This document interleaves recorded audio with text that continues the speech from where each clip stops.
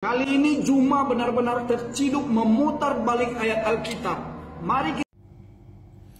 Halo, shalom, salam sejahtera bagi kita semua. Salam kenal, salam santun, salam takjim, salam hormat. Assalamualaikum warahmatullahi wabarakatuh. Saya Lina Wijaya, izin stitch ya videonya. Ini menarik teman-teman ya.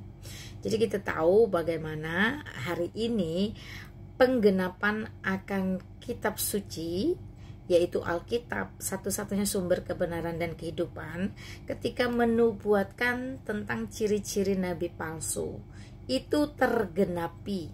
Ya, luar biasa ya. Jadi kita bersyukur kita memiliki Allah yang hidup dengan seluruh kebenaran firman-Nya yang tidak hoax, ya, terbukti, relevan, ya, berkelanjutan dari awal, pertengahan sampai akhir kehidupan zaman manusia di muka bumi. Oke.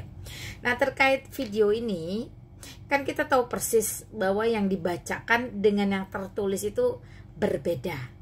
Serupa tapi tak sama. Mau itu diplesetkan, mau itu diputarbalikkan, mau itu dilecehkan, whatever ya. Apapun yang dilakukan oleh nabi palsu dan seluruh antek-antek pengajar-pengajarannya itu sudah dicatat oleh Nabi Yeremia. Mari kita lihat Yeremia pasal 23 ya. Itu kalau kita baca mulai dari ayat yang ke-9 sampai ayat yang ke-40 ya, jelas Tuhan melawan nabi-nabi palsu. Artinya di sini melawan itu bukan berarti bertempur berperang, tetapi memposisikan kedudukan Tuhan itu semuanya adalah kebenaran, dan memposisikan nabi-nabi palsu yang berkiblat kepada iblis.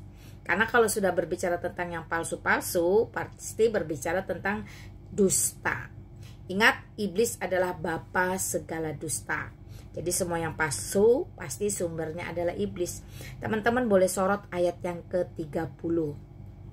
Sebab itu sesungguhnya demikianlah firman Tuhan, aku akan melawan para nabi yang mencuri firmanku seorang dari yang lain. Nah, luar biasa ya.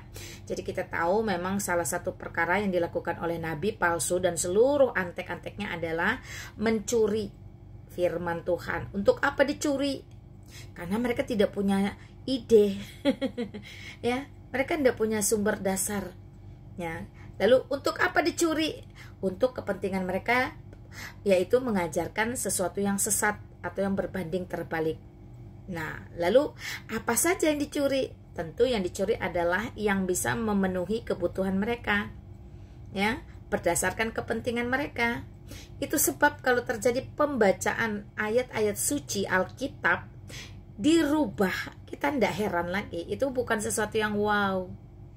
Ya, hanya sekarang kita tinggal berserah kepada hukum yang ada di negara Republik Indonesia terkait ya orang-orang yang dengan sengaja bukan imannya tapi berusaha menjelaskan, bahkan merubah, harusnya ada tindakan resmi. Tapi whatever lah ya, kembali lagi kepada orang Kristen itu memiliki dasar hukum yang benar, yang tidak bisa ditentang oleh hukum manapun, yaitu hukum kasih. Ada kasih, ada pengampunan. Kalaupun dia lolos dalam hukum negara, hukum pemerintah, ingat ada hukum Allah yang mengikat, karena Allah sejati selalu kasih tetapi juga adil. Ya, ini clear, santai saja teman-teman ya. Yang penting kita tahu persis kitab suci kita ini eksklusif ya, dan confident.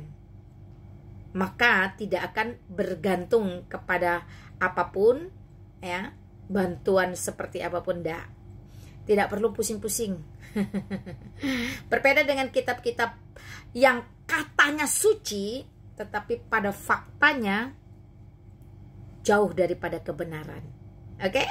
It's okay teman-teman ya. Ingat, nubuatan nabi palsu sudah digenapi, dan kita melihat bagaimana pengajaran-pengajaran palsu, guru-guru palsu, Injil palsu, Yesus palsu, roh palsu, dan semua yang palsu itu sumbernya dari iblis.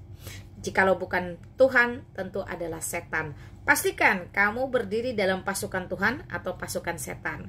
Kalau kamu berdiri pada pasukan Tuhan, maka kamu tahu job deskmu adalah memberitakan Injil, keselamatan di dalam satu-satunya Allah, satu-satunya Tuhan, satu-satunya juru selamat, yaitu Yesus Kristus.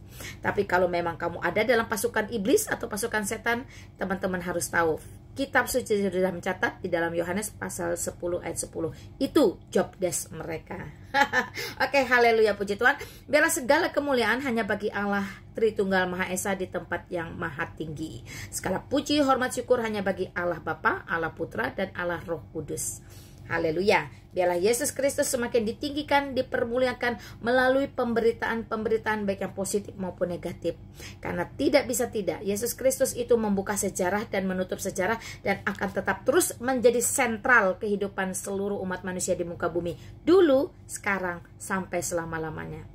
Jikalau kamu mendengar, hendaklah kamu bertelinga, bertobatlah. Mengapa harus binasa? Kerajaan Allah sudah dekat. Percayalah kepada Yesus Kristus, kamu akan selamat, kamu dan seisi rumahmu. Saya sudah mengalaminya. Oke, shalom semuanya teman-teman ya. Tuhan Yesus memberkati kita. Assalamualaikum.